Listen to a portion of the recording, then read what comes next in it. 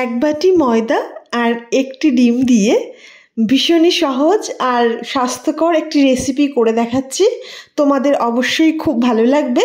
তো বন্ধুরা, পুরো ভিডিওটি দেখার অনুরোধ রইল। ভালো লাগলে চ্যানেলটি সাবস্ক্রাইব করে পাশে থেকো। প্রথমেই আমি এখানে এক বাটি ময়দা নিয়ে নিয়েছি। ময়দাটাকে অল্প অল্প জল দিয়ে গুলে নিচ্ছি। এখানে আমি ময়দা দিয়ে রেসিপিটি করছি, তবে তোমরা পুরোপুরি আটা দিয়েও রেসিপিটি করতে পারো, তাহলে কিন্তু আরও স্বাস্থ্যকর হবে। বাচ্চাদের জন্য খুবই ভালো। ব্রেকফাস্টে বা বাচ্চাদের বা বড়দের টিফিনের জন্য আমরা একটু অন্যরকম স্বাস্থ্যকর রেসিপি খুঁজি। তো আজ সেই রকমই একটি রেসিপি নিয়ে হাজির হয়েছি। এটা কিন্তু ভীষণই স্বাস্থ্যকর হবে আর তেল ছাড়াই তৈরি করব। এটা টিফিন হিসেবে ব্যবহার করতে পারো, ব্রেকফাস্ট বা ডিনারেও তোমরা রেসিপিটি করে নিতে পারো। তো এখানে আমি কিছুটা জল দিয়ে ঠিক এইরকম একটা ব্যাটার তৈরি করেছি। ব্যাটারটা এইরকম তৈরি করতে হবে যাতে একটা আঙুল ব্যাটারের মধ্যে দিলে আঙুলটা ব্যাটারে কোট হয়ে যাবে, বা খুন্তি দিয়েও ব্যাটারের মধ্যে তোমরা দিয়ে দেখতে পারো যে খুন্তিটা কোট হচ্ছে কিনা। ব্যাটারটা সাইডে রেখে দিয়ে একটা বাটি নিয়ে এসেছি এবং একটা ডিম ভেঙে নিলাম। এবার এখানে অ্যাড করে দিচ্ছি কুচনো গাজর, মিহি গ্রেটার দিয়ে গ্রেট করে নিয়েছি। তারই সঙ্গে দিয়ে দেব বড় সাইজের একটা পেঁয়াজ কুচি। গ্রেটার দিয়ে বেশ মিহি করে গাজরটা কুচিয়ে দিয়েছি। এখানে গাজরের বদলে তোমরা অন্য সবজিগুলোও অ্যাড করতে পারো, যেটা কুচি করে দেওয়া যাবে। এখানে যেহেতু এক বাটি ময়দা দিয়ে রেসিপিটি করছি, তাই ডিমের পরিমাণটাও সেই হিসেবে একটাই নিয়েছি। তোমরা ময়দার পরিমাণটা বাড়িয়ে দিলে ডিমের পরিমাণটাও বাড়িয়ে দেবে। আর অবশ্যই এখানে ময়দার জায়গায় আটা দিয়েও রেসিপিটি করতে পারো, বা আটা ময়দা দুটো মিক্সড করেও করতে পারো। ডিমটা ভালো করে ফেটিয়ে নেওয়ার পর এবার অন্য সাইডে যে ব্যাটারটা আমি তৈরি করেছিলাম ময়দার, সেই ব্যাটারের মধ্যে দিয়ে দিলাম।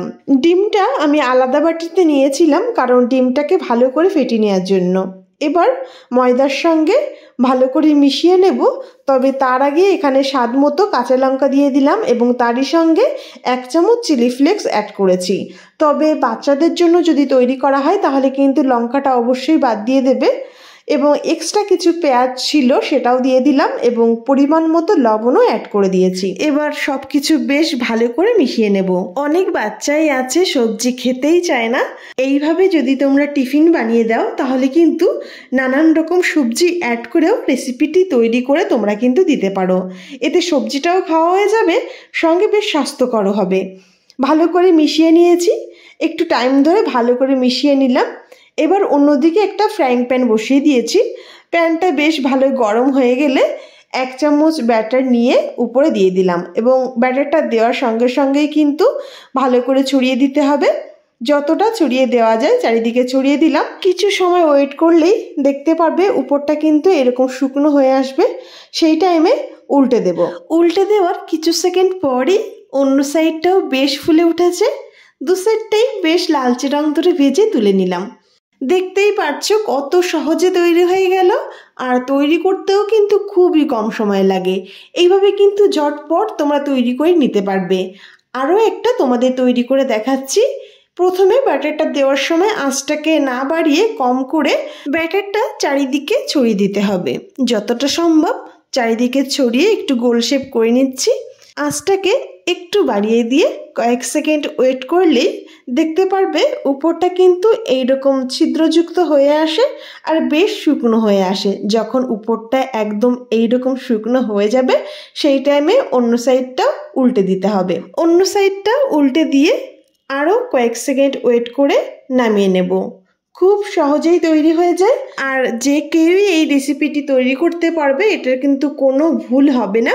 এইভাবে আমি প্রত্যেকটা তৈরি করে একটা পাত্রে নামিয়ে নিলাম। এটা কিন্তু টিফিনের জন্যও খুবই ভালো, আর দেখে আশা করি তোমরা বুঝতেও পারছো যে কতটা সফট হয়েছে।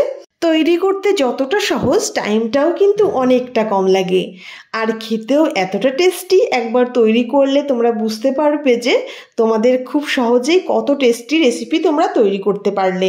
তো বন্ধুরা, ভালো লাগলে পাশে থাকার অনুরোধ রইল। সবাই অনেক ভালো থেকো, সুস্থ থেকো। আজ এ পর্যন্তই।